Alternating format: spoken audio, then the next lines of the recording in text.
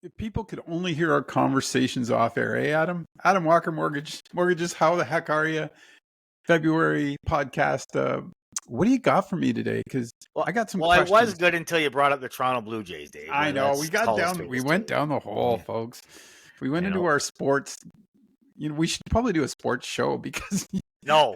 your anger level was great. Yeah. That would be great podcasting right there. You just like, but we're gonna go to mortgages, which will probably do the same thing to you eventually, I'm sure. My question for you is, you see all these different lenders, and there's like anywhere from 4.85 on a 5-year mortgage to 6.25. There's a big gap. Like, talk to me about how you help somebody find the right fit for them, because I want to save money, but maybe these other companies aren't so great, are they? And maybe the bank isn't so great either. So you're trying to find middle ground. Yeah, it's a really, when we talk about doing a strategy call, we're going over your goals. Everybody's got different goals on their mortgage. Sometimes there's some clients, the best low rate mortgage with no frills. You can't port it. You can't make extra payments. There's nothing that you can do with it. Sometimes that's the best mortgage for most clients. But a lot of times when you see these super low rates, they're very restrictive. And these banks, these lenders, they're not dumb. They're going to make their money one way or another, right?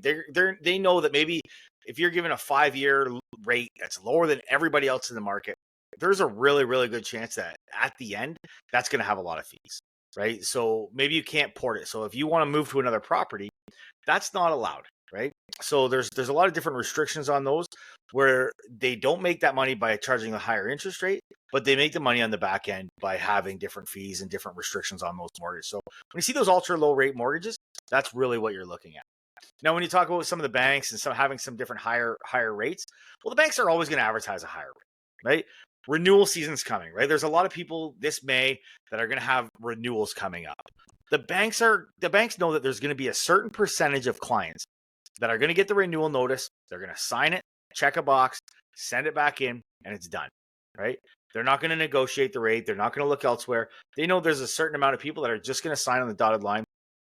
It's going to cost them thousands, but they don't know better, right? So that's why the banks are going to have those higher rates. That's why we love working with those clients that are renewal. So if you have a renewal coming up in May, let's talk now, right? What we can do now is we can lock that rate in. We can give you rate insurance where we lock your rate in now. If it comes down between now and May, we give you the lower rate. If it goes up between now and May, you get your locked in rate that we lock in right now. So it's just kind of navigating between those lenders.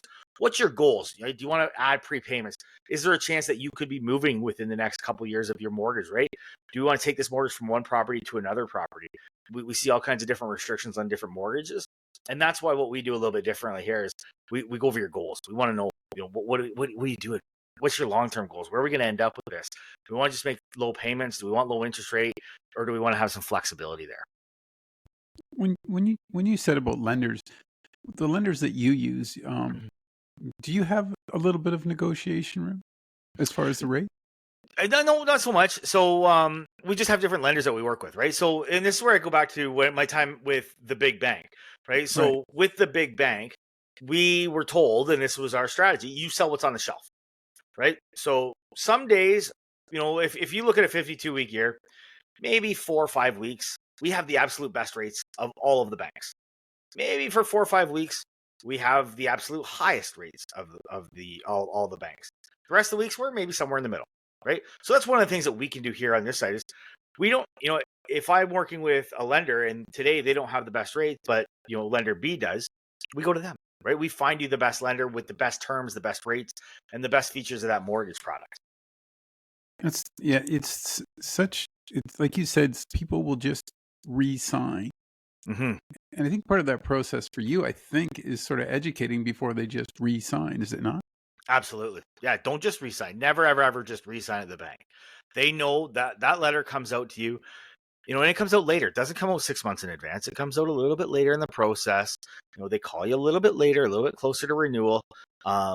That's what they're going to do. That's their way of holding you in and keeping you to renew with that institution. Right? Wow. We want to take that out and look and see who's got the best. Very rarely do you have you have the best rates or the best product for you on day one is the best product 5 years later, right? We want to people's goals change, life changes.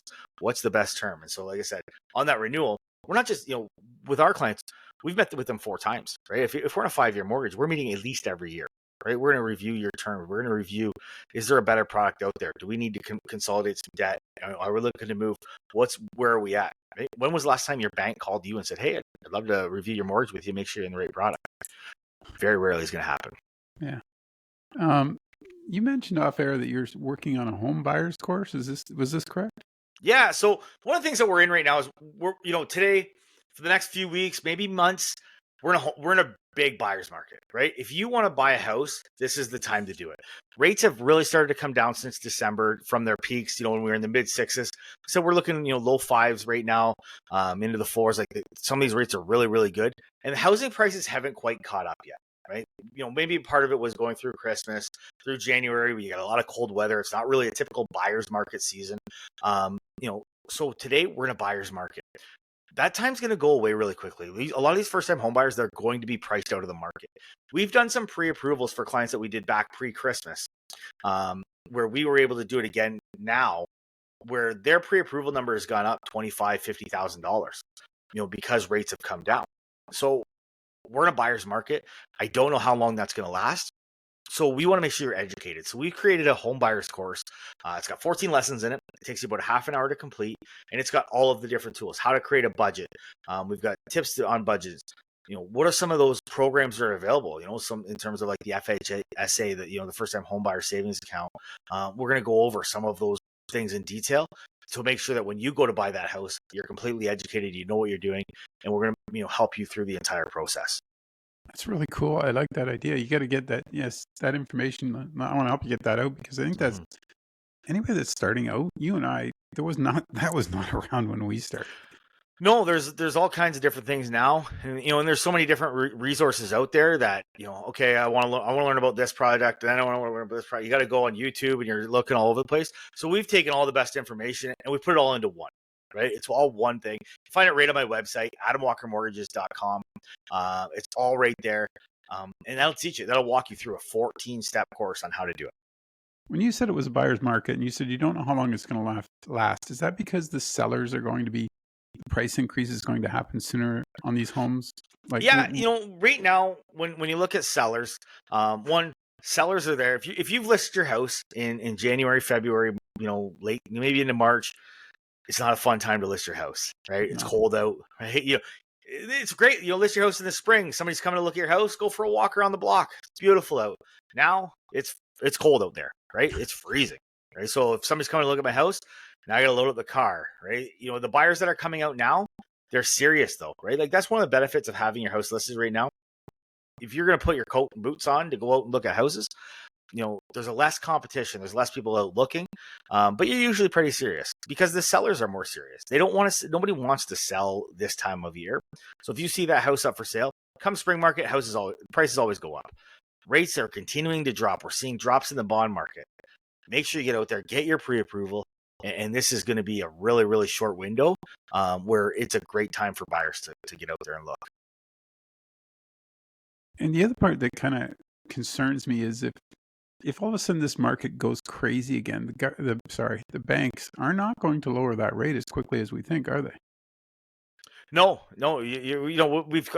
The government's called for some drops this year, right? Right. Everybody said we're going to see drops, through the next year. We're going to continue to see rate drops. The Fed in the States announced there's going to be 3 rate cuts this year at least. That's going to drive this housing market up. We've seen it in the past. There's still, there is, at the end of the day, there's a demand issue. We have a supply and demand issue. There's not enough supply. There's so many people that are out that want to buy a new home. There's still people that, lived in their house through COVID where they were stuck into their house and decided, I don't want to live here, but the housing prices were too high now back then. Now the rates are starting to come down. The housing prices are coming down. We're kind of in that middle ground of now it might be the perfect time to go out and buy, right? So the more of those people that decide now it's time to go and buy, that's just going to drive the housing market right back up. So I really do believe that the people that buy between now and let's call it March break, maybe into a little bit of April, they're probably going to be viewed as getting that same value as home buyers got the first few weeks of COVID, right? Gotcha. Those people that actually went out and bought during COVID at the beginning, they made incredible equity.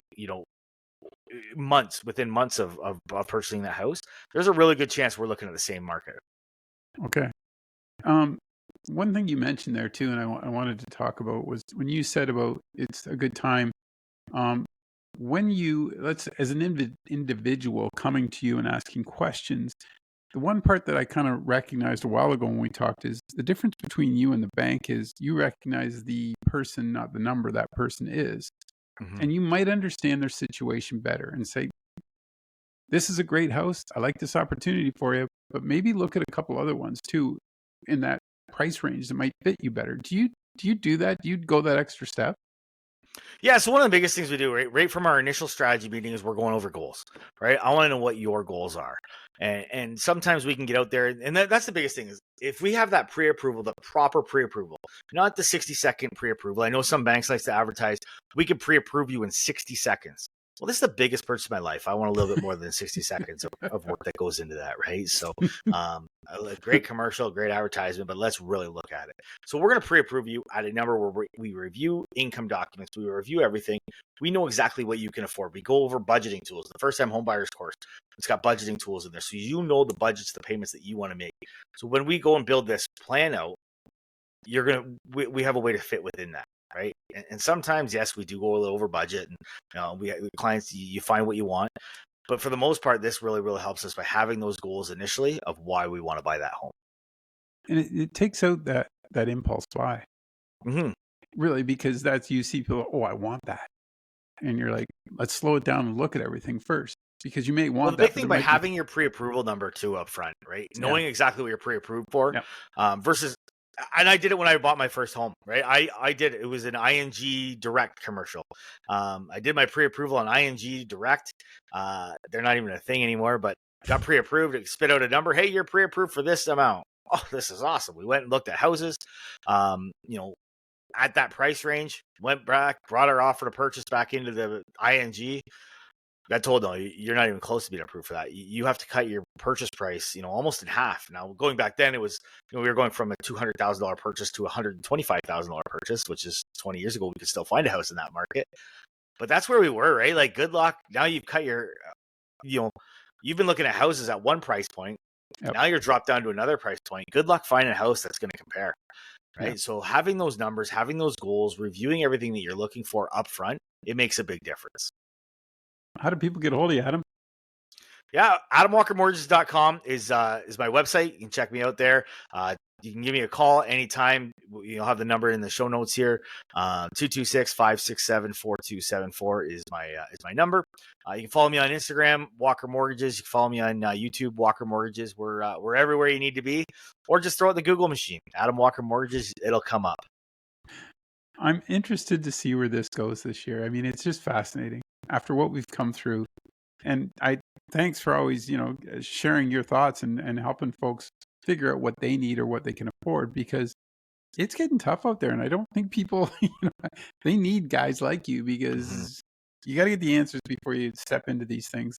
And like you and I have done over and over the years, paying mortgage payments, you want to make it as good for yourself as you can, folks. Yeah. So thanks for doing this, Adam, and take care. I look forward to catching up with you soon. Hey, thanks, Dave. Thanks for having me on.